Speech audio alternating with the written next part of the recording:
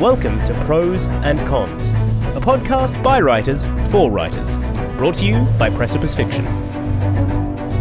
Precipice Fiction would like to acknowledge the people of the Eora and Durag nations as the original custodians and storytellers of the land this podcast was created on.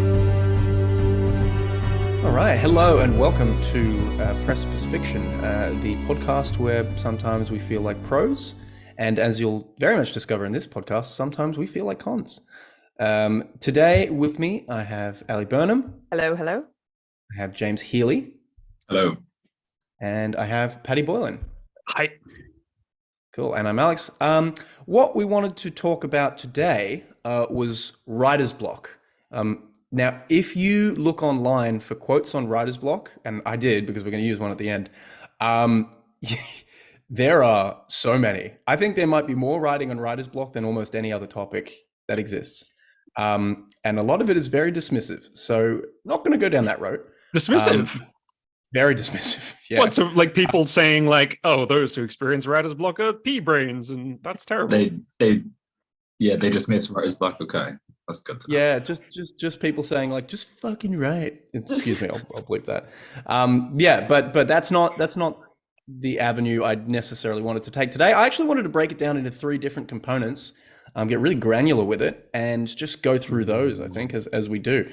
So I'll sort of summarize those. But first, what's everyone reading? Ali, what are you going through? Ooh, what I was going to bring to the table was a new anime that I've fallen down recently. I'm always on the lookout for new anime. I feel like I only find one good one a year because there's a lot of crap out there, and you just got to sift through it until you like stumble across one where you're like, this is amazing. That's always been my issue with anime, is trying to find the ones that aren't like kind of terrible. Yeah, and online like recommendations don't always check out either, because everyone gets hyped for one, you watch it and you're like, this is looking terrible. at you, Craig. Yeah, yeah, and your terrible anime taste. But when you do find a good anime, God, it's satisfying. Anyway, the one I've found at the moment is Spy Family, or Spy X Family. It's not traditional shonen, and I've actually been trying to dissect what it is. It almost feels a little post-shonen. And I guess what I mean by that is it's happy to occupy several different genres at once, which is quite unusual for anime. Anime's always been quite solid in its four quadrants and never shall any of the four meet. But this one's quite happy to be slice of life family fun times with very cute characters who you invest in and care about. But it does have a lot of action drama tropes that are clearly wink wink nudge nudge the shonen wheelhouse. So I adore it because it's characters who shouldn't live together and are all disasters, but they're coming together and they're fixing each other, and it's so wholesome. And I'm in the middle of moving at the moment. It's really stressful, so the best part of my day is sitting down and watching this very wholesome anime. So that's why I would recommend it. And shonen is high action, lots of fight scenes. Shonen is the quadrant aimed at adolescent men, I guess. Okay. So the four quadrants are ages and genders. This is the young boys, high action. It's the one that's translated to the West the most, because it's very similar to our superhero genre. It is the young male protagonist has superpowers and fights people and wins. It's that genre. But this one, so it wants to be action, spy, noir, fun times, but its actual structure is this slice of life. But how is the family at the end of the day going to like become a little bit closer after they've gone through this turmoil? And I'm like, it's really important that Anya does her homework. So it's just slightly different stakes than the actual shonen stakes. So that's what I love about it. Cool. What about you, James? I haven't really been reading or watching anything this week. We're doing a lot of editing. Could come some short stories and editing and try to shop around in competitions. And oh, nice. Back, started kind of editing the second draft of the novel I'm working on, which isn't to say I finished the first draft. I've just started looking back at the beginning and being like, oh, make that nicer. Yeah, I did that thing. We were talking about that the other day. Yeah, nice. What about you, Paddy? Still reading Bring Up the Bodies by Hilary Mantel. That's great. You were going to say Moby Dick for a second. It was like the return of the whale. Decided to go back. Nah, I'm done with that. Although I do have some fun Herman Melville facts for later on regarding the theme. Yeah. I've also ordered off Amazon House of Leaves. I don't know who the author is. Yeah, I've heard so much about this book that it's a horror and it does really, really strange and interesting things with the fact that it's a book. Is that right, Alex, without giving too much away? Yes, it does. It's definitely format based. I'll say that. Okay. Yeah, great read though. That's one of my favorites. Yeah. I think really. I picked it up originally on PDF, and then I saw a discussion online saying like, don't read it in anything but a book. It has to be a book for the whatever is happening with it to work. It's like a textbook. Okay, I'm really excited. So that should be arriving soon. It's really good. And watching The Judge. Oh no, Your Honor, not The Judge. Have you? Is that, okay, I don't know. Cranston? Yeah, a good movie. Yeah. How do you find it? It's really good. It's really good. Bryan Cranston is just a treasure. I don't know how he's not much bigger than he is. Why did you watch it, Jips? Yeah, I didn't like it. Oh, obviously, if you liked it, I didn't dig it. This is the rule. This is the rule. Yeah, it's really good. Apparently, it's based on as American TVs want to do, based on an Israeli series. They, American series often take international things and make them American, but it's good. It's good. And that's me. That's my week. Cool. And I have been hate reading a self-published horror book, which I won't mention. What is hate reading? Like, it sold a lot of copies, right? I don't want to discuss who made it because I just don't want to down anyone. But it's just nice to read that and be like, wow, someone wrote this and a bunch of people read it. And I've just been doing that, and I've never done that before, but it's really fun. Just people getting murdered and then someone confessing their love directly after, and you're just like, where's the cause and effect? So anyway, that's just a little sadistic thing that I've been doing. We have the term hate watching and/or popcorn throwing in our household, where we will sit down and watch something we know is objectively bad, but say it's in the zeitgeist at the moment. So it's like, great, we're going to commit to this, and we just tear it apart as we watch it, like a running commentary between us. So that's how we cope with the terrible thing we've all decided to sit down and watch. I think that was 60% of people that watched Morbius, right? All 6 of them. It's the sort of thing, well, it's the sort of thing that you just literally every 6 pages, I'll just go, ugh, and just put it down. Like literally every 6 pages, I'll be like, come on. It's a lot of fun, actually. I'm really enjoying it just as an activity. So need a live stream of you reading this book. That's not a terrible idea. Actually, people do that. That's a TikToker thing for sure. People literally just reading. They're like, oh, okay. Just no context. Have you guys ever heard of Lit RPG, literary RPG? Yep. Okay, I just discovered this subgenre. It's blending fantasy and a role-play game like you would play in a video game. So it's like, and Carnathax looked down and he was missing 3 hit points. That spider must have dealt more damage than he thought. Wow. Lucky he had 7 mana potions in his... Oh. I don't understand. I mean, if you're out there and you like Lit RPG, then fantastic. And I'd like to know more about what the appeal is, and leave a comment. But I don't understand. It does seem to be meshing the worst of both art forms. You don't get to play the RPG, and if it's writing, you don't get to just be in the moment. And there's a guy reading, just doing the math as he goes. He's like, no, he didn't have that much mana. He hadn't earned that until the next... That'd be its own sort of hate read. That's hilarious. I'll bet there is something out there like that. I'll bet there's some good stuff of it out there, though. It sounds like it would be ripe for something interesting, but I can't think of how that would be formatted. But if you do find it, if anyone does format it, let us know, because I would actually like to read that too. With that, let's get into the topic of the day: writer's block. Now, this is a big topic. There's a lot of different forms of it. So I've actually chosen to break it down into 3 different things. Now, hopefully this will resonate with you guys, the way I've deconstructed it, but I guess we'll find out. I wanted to start really granular with what I'm going to call micro writer's block or word capacity, right? So of a session, how much can you write? And we'll get into that. The second one I wanted to talk about, and we'll double back and do this second too, but I just wanted to let you know, is macro. And that's the more insidious one where you stop writing and then you find it difficult to go back writing within days or weeks or maybe even months, right? There's that's the one that I sometimes struggle with a little bit.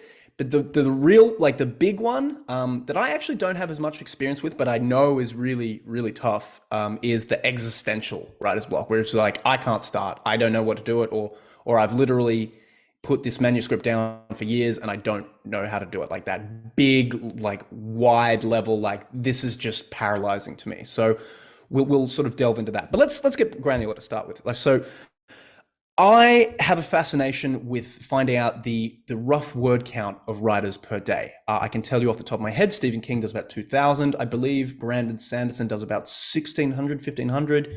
I think Charles Dickens did around about 1,500 to 2,000. I've literally got books that, that got these. So that's a small obsession of mine. What do you guys find in terms of when you're writing? Where do you find your stopping points? Do you find they naturally occur at certain word count points? Do you find that you'll just get stopped at the end of a scene? Where is the point where you're like, that's all I got for at least this second? Ooh, good question. I have some interesting data points because if I think back to last year when I was working full-time freelance, my hours were my own. So I could write based on stamina. So when basically the words stop, the mental exhaustion is how I would measure my daily output. And I would usually hit that 1,500. If I was on a roll, it would go to 2,000. Comparatively, when I've done writers' retreats to Varuna and where there's nothing distracting me and it's one project and I'm really in the zone, I know my biggest output, I've hit kind of 4K, 6K a day. That's like the marathon version of writing. That's pretty good. Though. Yeah, I don't think I could sustain that on a long-term thing. That was just like, I have a week to write and nothing else. And that was kind of the output I was hitting. But my daily freelance routine was around that 1,500. It wasn't always naturally one scene. That always worked out to maybe I'd get halfway through a scene.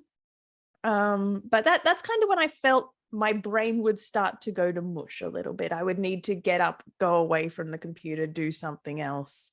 And that's where that was naturally sitting for me. And I knew not to push it. I could, but the quality wouldn't usually match. I could keep going, but I would just be producing another 1,000 words that were not as inspired. I wasn't enjoying the process. It was more of forcing it. These days, I work full time. So my writing time is getting up early of a morning and putting words down. So now I'm time-based, which is interesting because I always remember being interested in the people who would set timers for themselves and write to a time. And I'm like, that sounds not appealing. And then I had to become one of those people. And I don't mind it because then I kind of take the pressure off myself. I'm no longer watching my word count. It is just, this is the hour and a half. This is the 2 hours I have to dedicate to this. Let's just see what I can produce in this time. And I think when I was doing raw word counts, maybe I'd only get to about 1,000. So it was a little bit shorter. These days I'm working on screenplay, so I'm not counting by the word, but I do miss the old days of being able to go to writing until exhausted rather than, oh, it's hit 8:30, I've got to stop.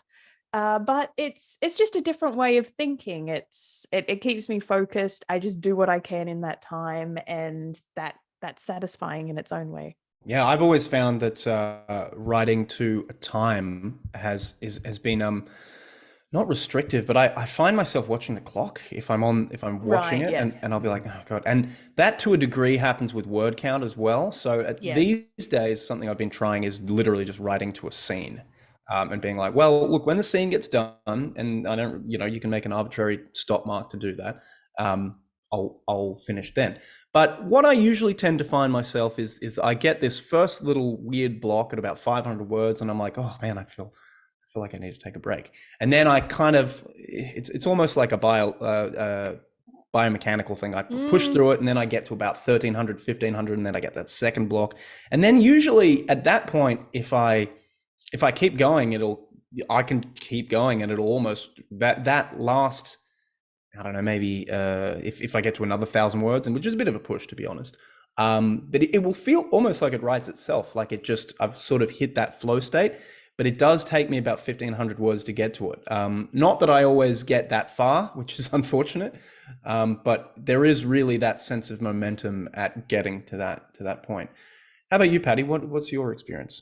As you told us what this theme would be about, writer's block, I was thinking, I don't really experience writer's block. I don't know how much I have to contribute, but you saying that writer's block can be just running out of steam. I absolutely experience that. I don't think I have a lot of writer's stamina. Like if I push myself, I can do 2,000 words in a day, but it's a slog.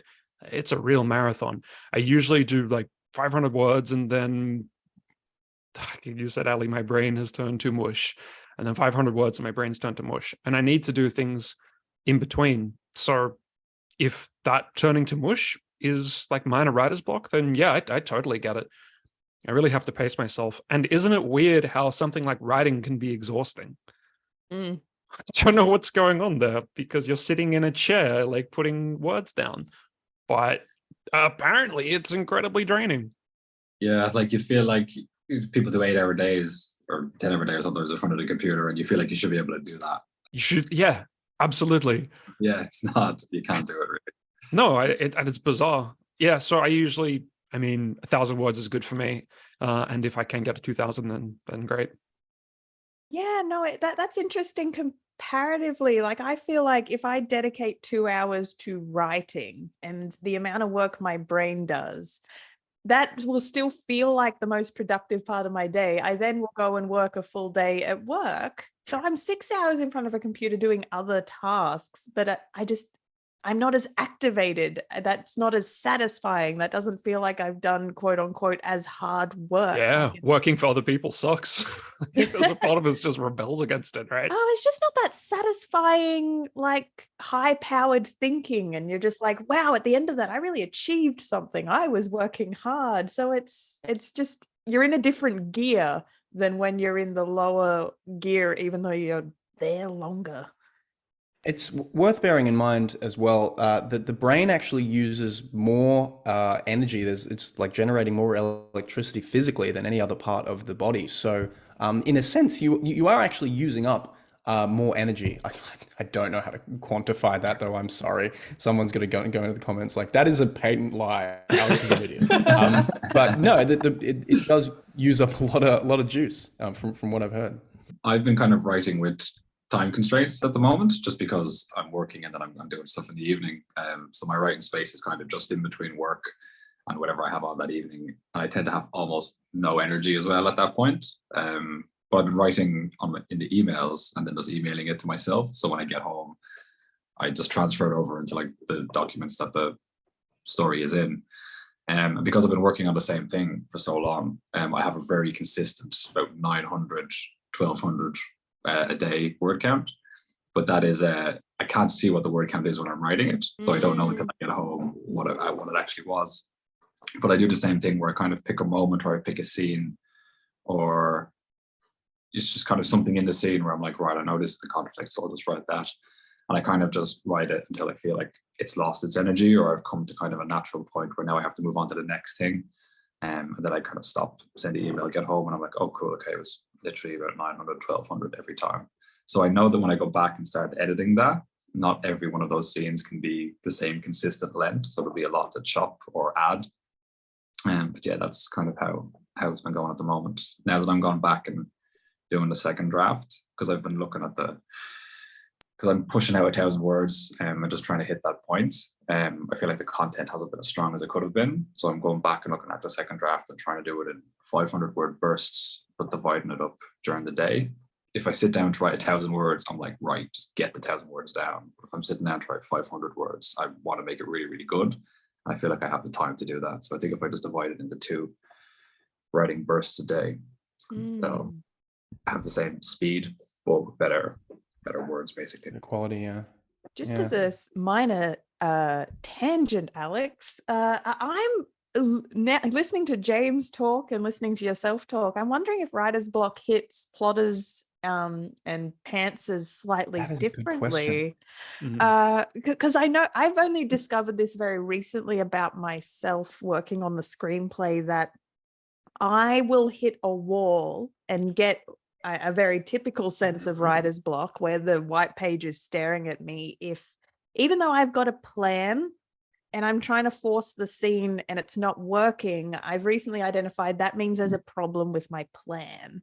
It's because I've sat down, I've looked at my plan for the day, I'm going to start writing, and I'm like, oh, why is it really hard to get into gear? Why is it really hard to get the words down? And I realized it's not a problem with my muscles. It's something innate is telling me that I'm unsatisfied with what I've plotted and the direction that the thing I've told myself to write is not correct. So when I hit that wall, I now know it's step away from the blank page, go back to my plan, fiddle with my plan. Once I'm happy with it and I solve whatever was stopping me, then suddenly I can go back to the white page and the words flow again. So that's actually like a discovery only of the last 2 months, that I'm like, oh, that feeling is a problem with my plan. And so that was an exciting discovery. So now I know how to solve that. You don't feel it's ever just not being in the zone, just not being in the writerly space? First, I've trained myself, and I think I've talked about this in my creativity episode, that I have little tricks and tips about how to get myself in the right thinking. I know how to get my muscles warm, and I've been doing it long enough that I know I can reliably get myself into, quote unquote, the zone to feel energized to be able to write. So this was something new. This was something else stopping me. It wasn't that, oh, I just don't feel like writing, my brain's not there, the words aren't coming today. It was something else that was jamming, like something else was putting on the brakes. So it was nice that I had to look somewhere else, being like, okay, what's wrong? Because I know I can sit down, I know I can usually get the juices flowing, but this story is just not working. And then I'm like, well, it is literally the story's not working. It's my outline that's the problem, not so much the finger punching bit. That's probably a good segue, actually, not to be too arbitrary about it, but that kind of is essentially what I'm talking about in the main, about this second form of writer's block, this sense of like, this is what I think of as the most typical sort of writer's block. When you get to the computer and you go, I don't know what to write. I don't know how to move forward with this. And I'm going to call that macro writer's block. Okay. So the idea that when you sit down, you're just like, where is this going? What am I doing? And like you said, this is going to hit plotters like you, and pantsers like me and James too. And I guess you're a plotter as well, Paddy. Yeah. It's going to hit us quite differently. So, I find this one to be the most insidious. And as you said, one version of that is just having the plan being wrong. Like, so I can remember writing my first book. No, actually, the second one I wrote, but neither of them are out, so whatever.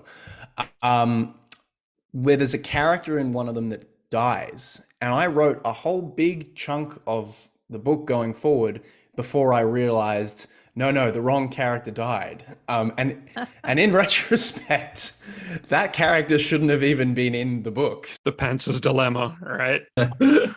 This is my fear of pantsing, actually, is getting 90% of the way of normal going, oh God, oh no. That is horrifying. Here's the thing. The book will tell you straight away, like, something's not working here. And you can like hoe through it and do another, I think I got another 7,000 words, but it was just agony. I was just like, I felt like I had iron rods on my fingers trying to, so there is that. I think that's a big part of it. Another aspect to that would sort of be the rusting of the pipes, where you sit, you stop doing it for a couple of days and then you come back and that's the thing. You don't even come back. I think that's the big thing. You're just like, oh, I got to get back to it. And then you're kind of like, I got other stuff to do. And before you know it, like a couple of weeks have gone past and you haven't written. And I think that's the most insidious thing. And I've trained myself to be able to go like, no, just break that habit. Just sit down and write something. It'll probably be crap for the first, 500 words, but that's okay. Mm-hmm. How have you guys experienced that second level, that second gear of writer's block? Does that make sense, that differentiation? Yeah, I think that's exactly how I was trying to answer Paddy's question about is it that other kind of just being out of practice writer's block? And it's the metaphor I like to think of it is lifting weights. Like if you're lifting weights routinely, your muscles get stronger, it gets easier, you can lift that weight, you can start lifting heavier weight.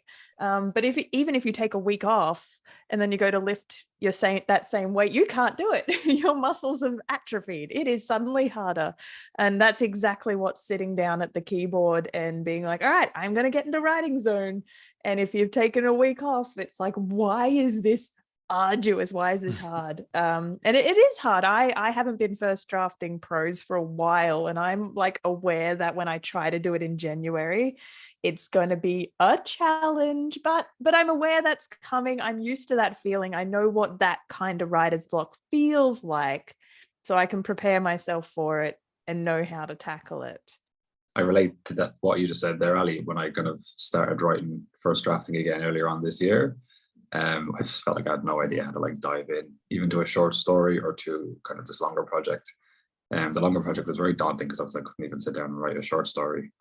So I kind of had to find little strange, almost entry points to kind of pierce into the story where I was like, oh, I'm really interested in this. And I know it's not the beginning of the story. I know it's probably not the best place to start, but that is the thing that I feel like I can sit down and write right away and then try to build the rest of the story around that. It might be a little trick for that type of writer's block. When you're just kind of out of practice. But then also the thing that you were saying, Alex, about just feeling like it's not working, or maybe feeling like you just don't know how to proceed while you're still in a project. I'm glad I mentioned it because that's definitely why I've gone back and started the second draft of this novel now. It's because I have about a dozen scenes like that I've just passed over. And I've tried them a few different ways. And even when I'm stuck, I'm like, right, I don't know how to do this. So I'm just going to write the beats. And then at least I've got the structure of the scene down. I can move back and fill it in later if I'm feeling like I have a clearer picture of what it should be, or have more energy.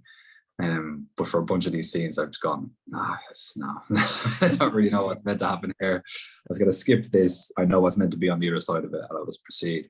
So now I'm wondering if I've really like hamstrung myself when I go back now and do the second draft. If I've just got a bunch of scenes that need to be completely reworked and change the story moving forward. I'm hoping I might fill in stuff about the characters and stuff about the world so that when I get to those points, I'll have a clearer picture of what should happen there. That's what I hope. It's a Stephen King that sometimes he just envisions like a certain particular scene and then writes a whole book around trying to put that scene into a story. Do I have that right? Looking at you, Alex, the one who knows all about Stephen King.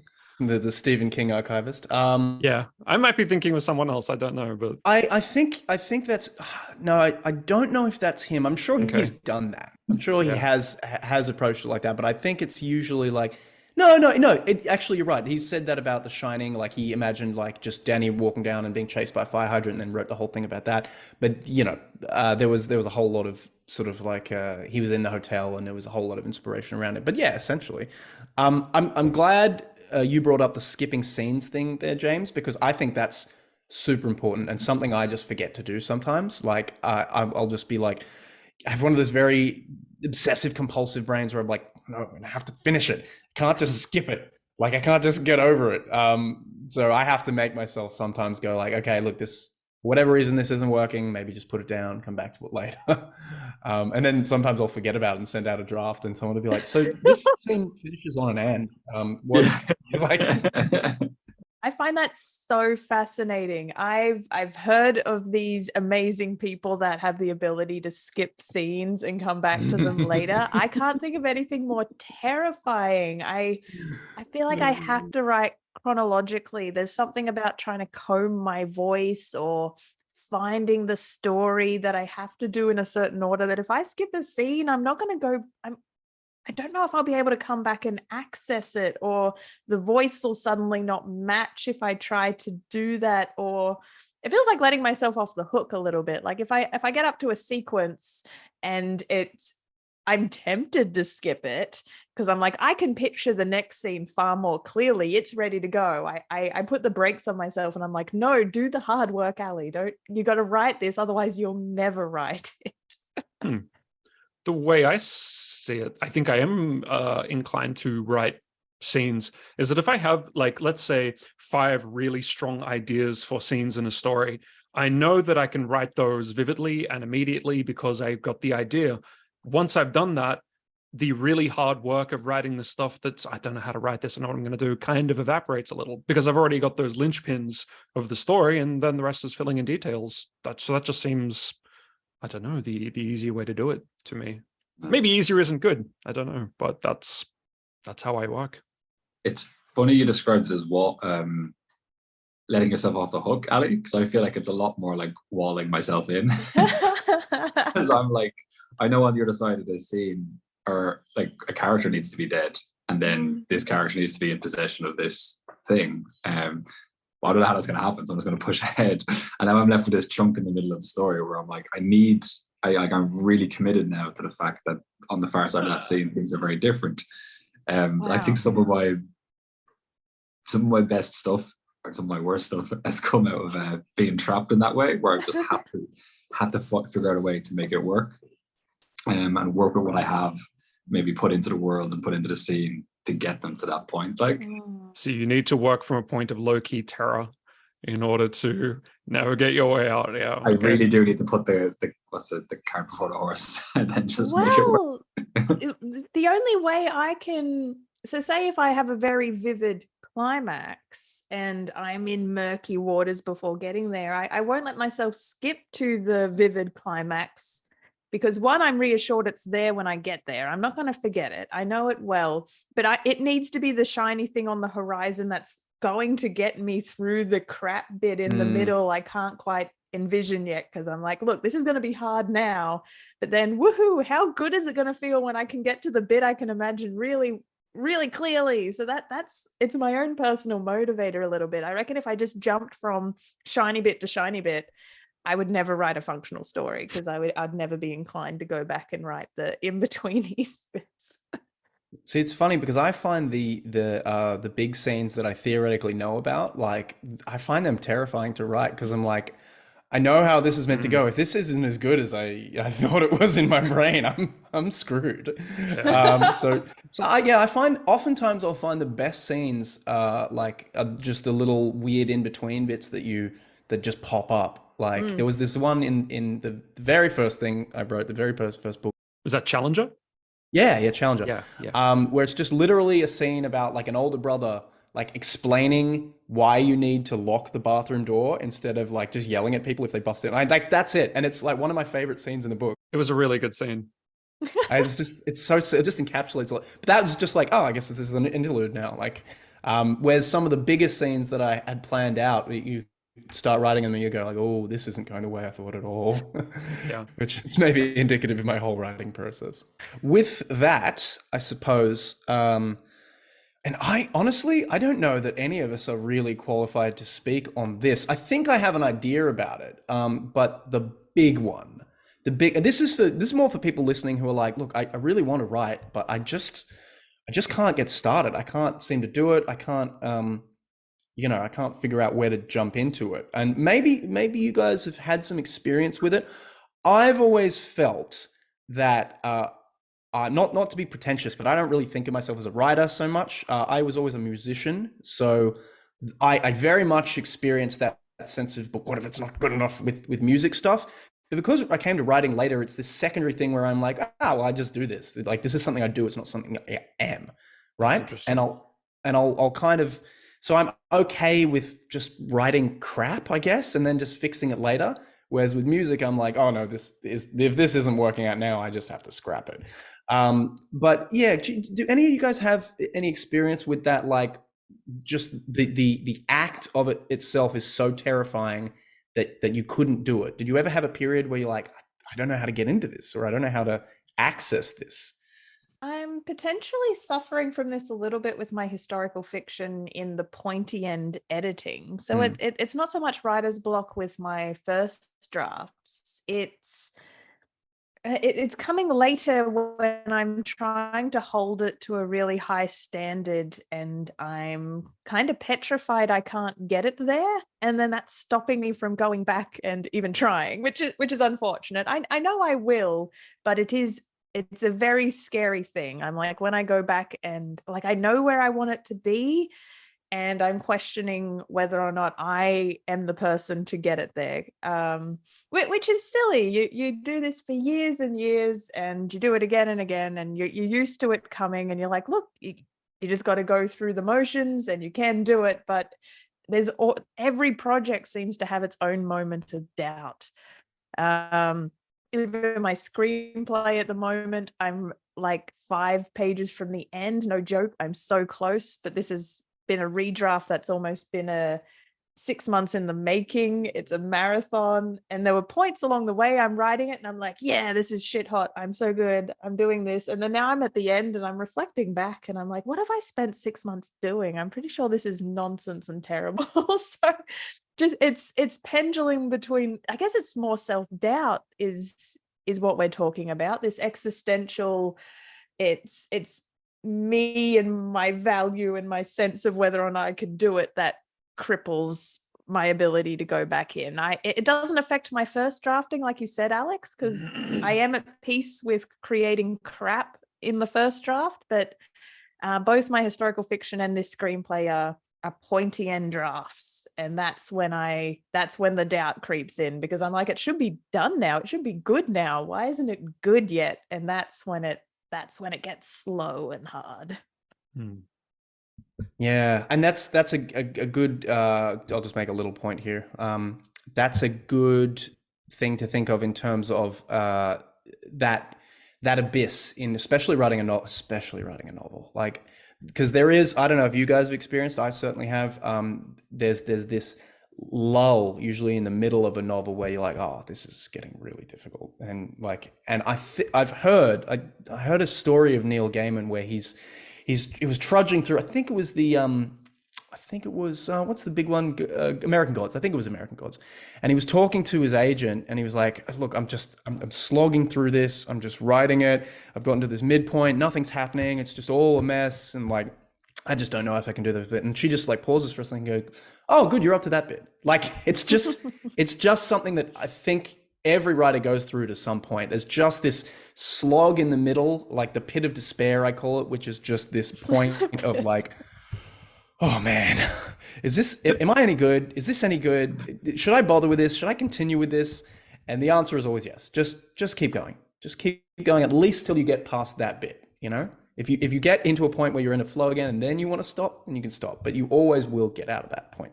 I was going to jump in and say that that's exactly the same as both of you, that it's more of an editing thing than a first draft thing. I think just from like training and doing competitions and stuff, so I know that if I don't feel like doing something, it doesn't matter. I still have to go in and do it, even if I'm not feeling up to scratch or if I have an injury or something. I know I have to get in and do it anyway. So first drafting is fine. I'll just say, right, it's just going to suck today and we're just going to do it. And the next day it's better. It's more of an editing thing when I feel like I've put so much time into something and I'm like, I don't know what to change. I don't know what the direction this needs to go. I don't know what it's missing.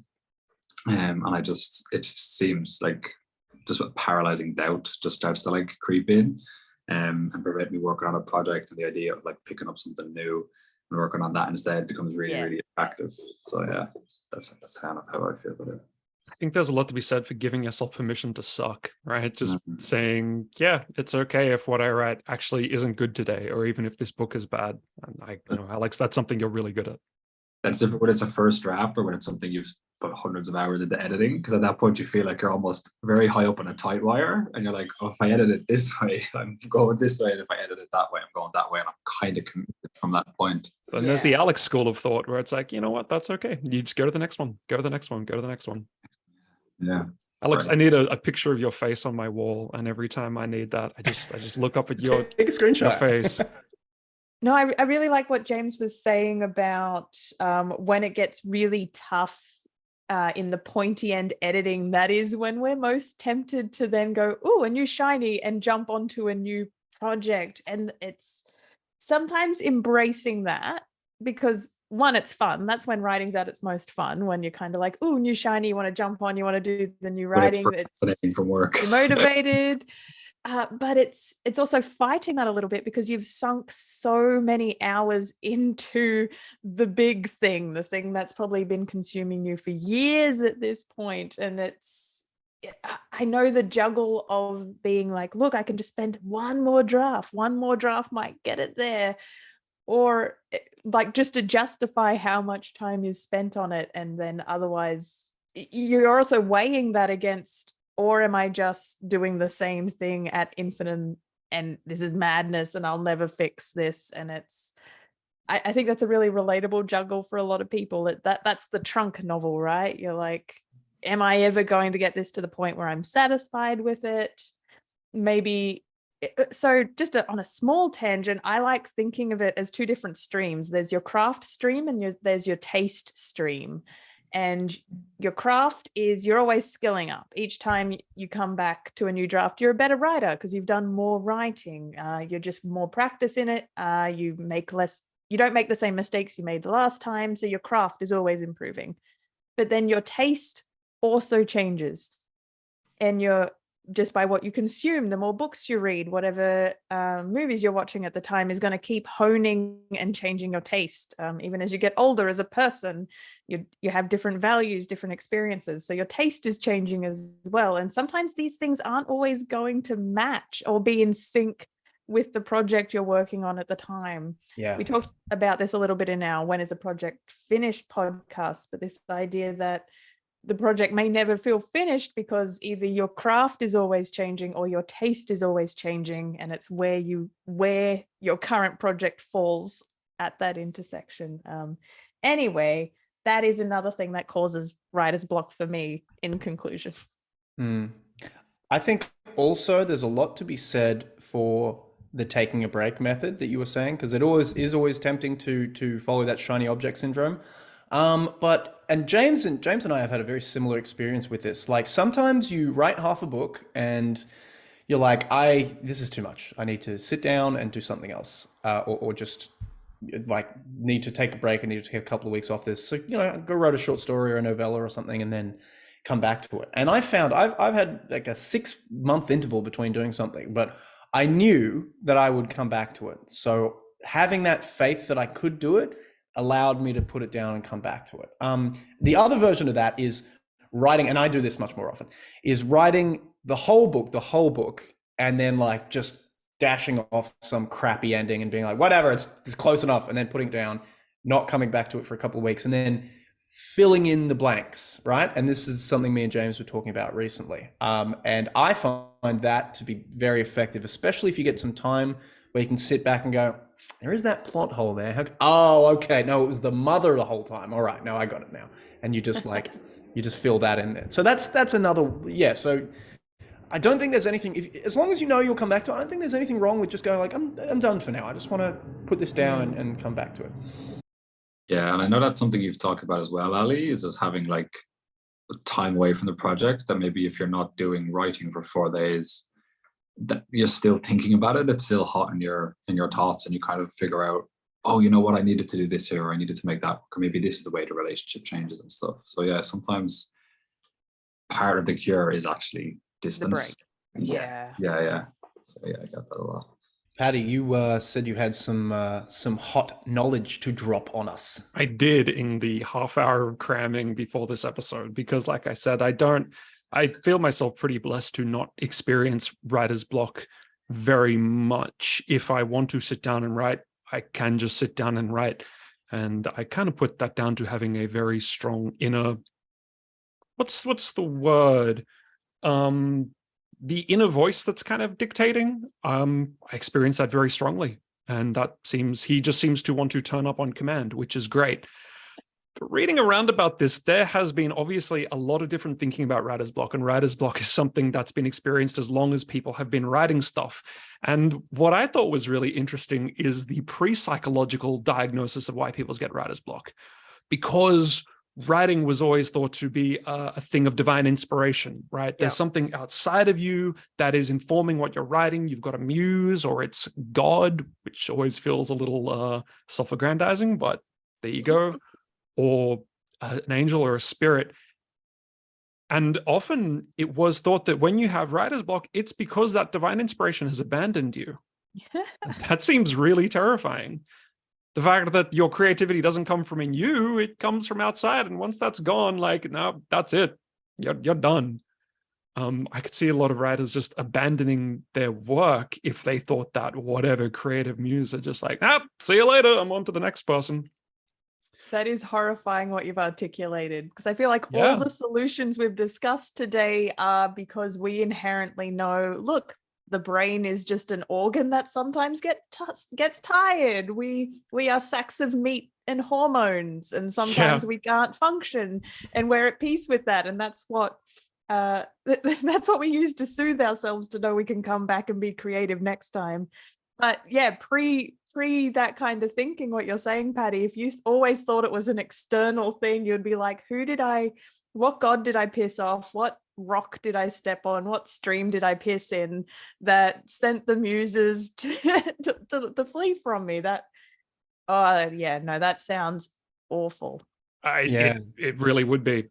I was going to say, believe it or not, I have a quote from a certain writer who's written many books, often in the horror genre. I don't know if you guys have heard of his name is Stephen King. It's not like we mentioned his name twice or three times an episode. Yeah, and he's just a, Anyway, he likes to take the. I really, really like his approach to things. He's got two different philosophies, but I'll talk about the one that sort of most approaches this. So he says, like, look, there's a little guy I call the Muse, and I'll go down and work in my little basement, my cellar, and I'll write, and sometimes he won't show up, but if I keep going and keep turning up, eventually he'll be like, all right, kid, you're putting in the work. And like, I'm gonna sprinkle some fairy dust on you. So it's this combination of an external force and an internal thing. It's like, hey, I'm doing my end of the bargain. Eventually this other thing is going to show up. And I actually think that's the best of both worlds, because I find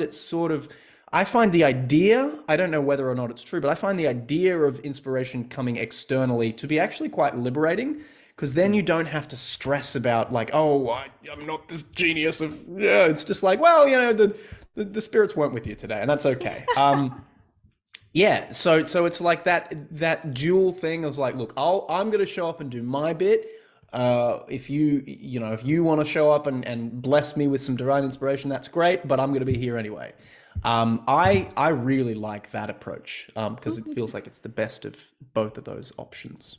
The personification of the internal allows you to blame something external when it's not working for you. So I guess that's the comforting version. To that, there is an author called Elizabeth Gilbert, who I think she wrote like an essay or something on her own writing experience. And she said that some of the pressure of writer's block might be able to be relieved by interpreting creative writers as having genius rather than being genius.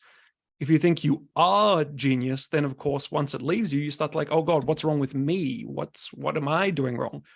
But if you just interpret creativity as having genius, of course it's going to come and go. Of course, sometimes it's there and sometimes it's not. So I think there is totally something to, once the locus of creativity is outside of yourself, you don't have that amazing pressure to perform. The muses, she's fickle. They are fickle. Right?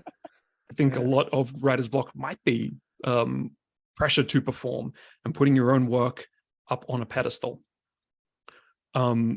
If I can hit you guys with a few more little points that I discovered just earlier. Okay. So the condition of writer's block was first described in 1947 by the Austrian, it's always Austrian, psychoanalyst Erman Bergler, who described it as being caused by, quote, oral masochism, mothers that bottle fed, and an unstable private love life. So that's what's wrong with y'all. Sounds legit. Sounds legit. It's your old masochism. Oral masochism? I don't know what he meant by that. Fed. Yeah. Herman What was the last Melville. one? Unstable love life? Okay, so it was oral masochism, mothers that bottle fed, and having an unstable private love life. So Sorry, bottle babies, you're out. No, yep. I mean, the last one checks out, but the other two are questionable. it could check out, I guess. I don't know. There's a lot of crazy writers out there who have not the most stable love lives. I actually really recommend this book called I think it's let me find it. I think it's Creative Rituals. I'm actually going to find it here. I'll let you guys know later. But it basically describes the rituals of not just writers but creative people. And I don't know if you're a nerd for process like I am, you'll just love. I've read through this. It's like 7 hours of just like, yeah, then he got up and then he used to go for a walk and sometimes he eat porridge and then he was a real dick to his wife and then he went to bed. Like it's literally Being like a dick to your wife is part of the ritual. 100%. So it's like, why are you such a dick to your wife? Well, I have to be. That's otherwise I can't write. Some of them honestly quote that. It's insane. Yeah. It's absolutely insane, but it's so interesting to read. So like not everyone, but like anyway, I'll I love this data collection being like 4 out of 5 famous writers were dicks to their wives. Therefore, inherently, that's an important ingredient to being a successful writer. Correlation is definitely causation. Yeah. Definitely. More scientific method. I think we have Writer's Rituals as one of the episodes on our big list. Peek Behind the Curtain, we have a big list of episode ideas. So Alex, break that out when we do that. That could be really this interesting. Book is gold. I'm trying to find exactly what it is now, but it is absolute gold. I just had so much fun with it. I can't find it now, but I'll dig it out so we can have a look at it. Cool. I'm nearly done. Alex, I have more. No, go on, Paddy. Sorry. I just because I don't have anything to say. I have more points, Alex, to continue the eternal Moby Dick references that have become kind of a hallmark of the show. Herman Melville, who wrote Moby Dick, he had writer's block so bad that a few years after writing Moby Dick, he actually stopped writing. He completely stopped. Yeah. He got in his own head so badly that he thought, I can't do this anymore. That's the same as To Kill a Mockingbird, Harper Lee. Isn't that her story as well? She was a first-time writer as well, right? Yeah, just something about the crippling success of the first novel. What that's done to some writers is, time and time again, they can't live up. If it's a runaway success, that first one, that's what does it. Funnily enough, Moby Dick was not actually much of a success one. It was a reasonable success, but it was nowhere near what it was. It also wasn't his first, so it's interesting that's the one that really. So he didn't write anything after that, or? I'm just going off what I saw on this Wikipedia page, to be honest. But apparently, quote, he quit writing novels a few years after having written Moby Dick, and I can't help but think that's because Moby Dick is such a staggering work of genius that you've always got that really, really high pedestal in front of you. Yeah. As a modern example, I'm wondering if that's what's going on with George R. Martin a little bit, and potentially even Patrick Rothfuss. I think they're all a little bit. Their series got too big and famous before they finished the series. Not Patrick Rothfuss. I really need that last book. You might be waiting a while, Paddy. With George, that's so tough because you know that's his opus. That he knows that he's old enough that's the last really that's going to be his masterpiece, and that must just be like an absolute sword of Damocles just above him. Like he's just like how do I round this out? You know, I mean, look, if it's any consolation to you, George, because I know you're listening, it can't be worse than the TV show, right? Like at least you've got that. The death threats on Twitter will stop. Oh, that must just be absolutely crippling, you know? Yeah. And I know that he is, because he's said himself that he is a writer who even at this stage in his career, like wakes up in the morning and just feels like he's shit at writing and can't write. Crazy. That's really grounding, actually, to even like a master like George R. R. Martin experiences writing block like that. It's kind of humbling. Yeah. One more point. One more nugget of research. You can keep going. No, just one more. Just one more. Quote, under stress, a human brain will shift control from the cerebral cortex to the limbic system. The limbic system is associated with the instinctual process, such as fight or flight response. Lizard brain. I interpreted that as once you are under stress, you shift into a different gear where you are concerned with big fears and big problems in front of you, which sounds like it matches the experience of writer's block. You go from free-flowing, unblocked creativity to you only fixate on the fact that you can't write. It's all-consuming notion that, oh God, I can't write, no ideas are coming to me, and that becomes like right at the forefront of your brain. So yeah, do with that what you will. I hate how much sense that makes. I don't know how much we want to talk about it, but I even know when I've changed medications for various things, it changes obviously my hormones, my chemistry, and that affects my motivation to write or how easy it is to write. So again, constantly reminding myself that I am just a sack of meat trying to do this thinking thing, that when something like that is such an external or a body chemistry thing changes, it changes my writing. And I have talked to some friends as well who are writers who suffer, they're kind of more on the manic depressive spectrum. And I know throughout history it's well documented that creatives are like, look, this is bad, I would like to medicate this. But then they worry that a lot of their creativity and their voice comes from the fact that they're on the manic depressive spectrum. Yeah. So that they worry that their writing or their voice would change when they go on medication.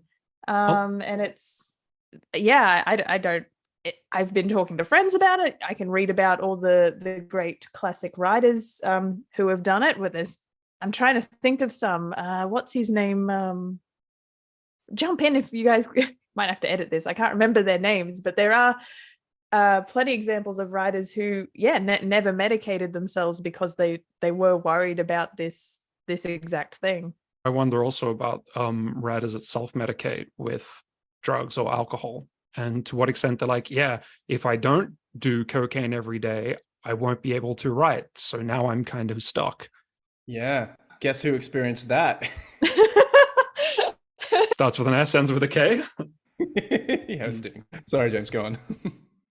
I didn't know how much we wanted to like touch on mental health and stuff, but I spoke with a friend of mine as well who like writes poetry, and we're both talking about kind of the ebb and flow of our mental health, and we're saying that sometimes when you're feeling great, you don't necessarily feel like writing, or when you do sit down and feel like writing, it feels a little flatter, it feels like it's missing something. And then maybe when your mental health isn't as good, writing could be a bit of an escape or a little bit of an expression of things, and it feels like what you're working on is so much better. So we're kind of saying it's almost this twisted give and take thing where you want your mental health to be good, but then you feel like your artistic side really suffers, and you don't want to let your mental health fall apart, but you almost also notice an improvement in your kind of artistic life. So kind of a delicate, unfortunate balance there. That'd be an awful trap to be in. Back to the how success can sometimes cripple, or how good times might sometimes cripple. I think off the back of some rejections is when I felt most motivated to go in and edit and write. And I've got some characters that have axes to grind, and I find them very easy to access as protagonists off the back of a rejection. While at the moment I might personally feel like in a slump because I've had some two kind of big wins recently. I received a reward, and we've published the new Mythic. Available now on Amazon. So that's worth celebrating, but at the same time, it's shit for my motivation. Yeah, you can kind of coast a bit, huh? You can like rest on your laurels a little bit. You're just like, just put a book out. It's fine, you know? Yeah. Paperback and ebook, by the way, just saying. I've noticed at times when there was like a lot of stress in my life and I really needed to like focus on something or buckle down and work on something, my writing has been great. I've been like, I know I really need to deal with this thing right now, or I could just sit for 3 hours and write about made-up characters. I'm exactly the opposite. Actually, stress completely kills my creative flow. I can't do it. Even a little bit of stress. In fact, the better my mental health is, the better I write. Wow, okay. I think writing for me definitely started as an avoidance thing. So I feel like we're on danger of ending on a bad moral here, but also similar to Paddy, though, I need routine and stability to feel like I can write, because I'm moving house at the moment. People on YouTube can see the empty new room behind me, and this has killed my writing routine, and that is causing an extra stress. That's almost more stressful than the act of moving, is how much it's disrupted my writing routine, which then is this vicious cycle of it paralyzing my writing further. So I'm also a very big advocate of patterns, routine, daily writing habits. The brain loves habits. So if you can give it every 7 a.m. you're going to be writing, the brain is like, it's going to show up on time. It's going to remember that. It loves that pattern. It'll do that pattern. Or if you're not thinking about your brain, if you would rather think about it as an external muse, tell your external muse that it's going to show up at 8 a.m. every day, and it will. Yeah.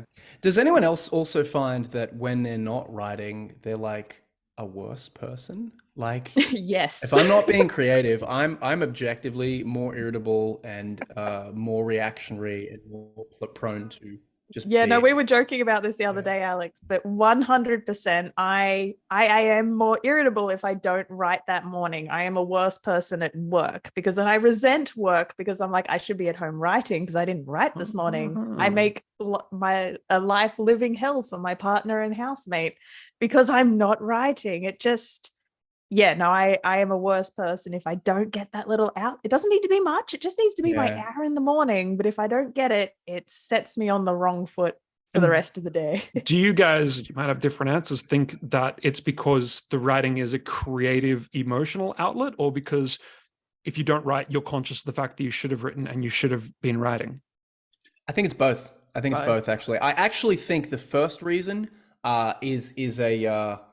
is a knock on to the second. Like, the reason why you feel like, oh, I didn't get any words in today is because you remember that time when you wrote and you felt good and you felt good having written it. And that's set up this, it's almost an associative thing. But there is definitely the like, oh, I'm closer to my goal aspect that humans just love, that little like the next tick box on there. So I think it's both. I like to think it's the logical one, but I'm wondering if there is an id part of me that is just like a toddler that kicks and screams because it didn't get the serotonin fix that it was promised and is used to getting. Yeah, but it's a toddler that can write, so there's a silver lining. It's all about chaining up our inner toddlers and trying to make a career off them. Make more word spaghetti, baby writer. That's the quote. That's the quote of the podcast. There it is. There it is. Chain up your inner toddler. Speaking of that, if we don't have anything further to go on, I actually, because there's so many quotes on writing, I just had to do a couple of them, and honestly, some of them are just super mean, and I just want to read them out. Okay, so I got a couple. This one's from Neil Strauss, who you guys might know as the guy who wrote The Game. He's wrote a lot of stuff as well, but that's his, he's done a lot of rockstar biographies and stuff as well. Writer's block is almost like the equivalent of impotence. It's performance pressure you put on yourself that keeps you from doing something you should naturally be able to do. The reason you don't get writer's block as a writer is because you have a deadline. It has to be in. You have no choice. But if you sit there and you think, this piece has to be the ultimate article, the ultimate book ever written, my entire selfish being wrapped up in this, and this is me, the bigger of a story you would make up about what you're doing, the bigger the block will get. It has nothing to do with the talent of writing or the skill of writing. It's completely performance anxiety. So that's one interpretation. Well, I would have expected him to conceptualize that. Oh yeah. I can understand. I can see the A to B. I can see that's where his mind went right away. Yeah, he's using the royal second person. So when writers self-aggrandize and they're like, "This is how it is for everyone," it's like, well, no, you've shared your experience, so we can see that. But yeah, well, I guess that's a pickup artist in LA for you. The second one is, I haven't had writer's block. I think it's because my writing process involves writing very badly. I actually love that. That is one that version is good. Okay. Well, that was Jennifer Egan, who I've actually never heard of. Then there's another one. I don't believe in writer's block. I try and deal with getting stuck by having more than one thing to work on at a time, and by knowing that even 100 bad words that didn't exist before is forward progress. And that lovely little quote is nice. Neil Gaiman. Always good things to say. Yeah. And then the last one, there's one by Jerry Seinfeld where he's like, writer's block isn't a thing. You suck. Get back to writing. I don't even want to quote that because it's just so mean. But then the last one is, give yourself permission to write a bad book. Writer's block is another name for writer's dread, the paralyzing fear that our work won't measure up. It doesn't matter how many books I've published. Starting the next one always feels as daunting as the first. A day comes when I just have to make a deal with myself, write something anyway, even if it's awful. Nobody has to know. Maybe it never leaves this room. Just go. And that is by Barbara Kingsolver, who did the, not the Poisonwood Bible. I think it is the Poisonwood Bible, actually. I've read another of hers, but I can't remember what it is. I like that. I like that quote a lot. Yeah, it's just, I like the ones that are a little more permissive and a little more like, hey, it's okay. You're not the first person to go through this. You won't be the last one. And there is a way out of it. Not like Jerry Seinfeld. With just real, just like this laziness, an excuse for laziness. And it's like, well, that might be a little reductive.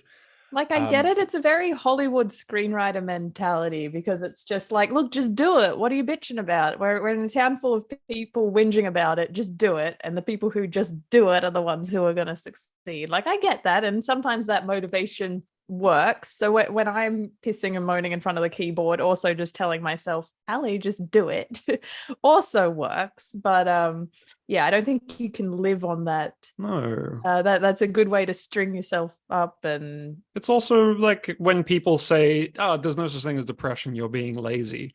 It's like, well, you haven't experienced that, so you're reducing it to something that is...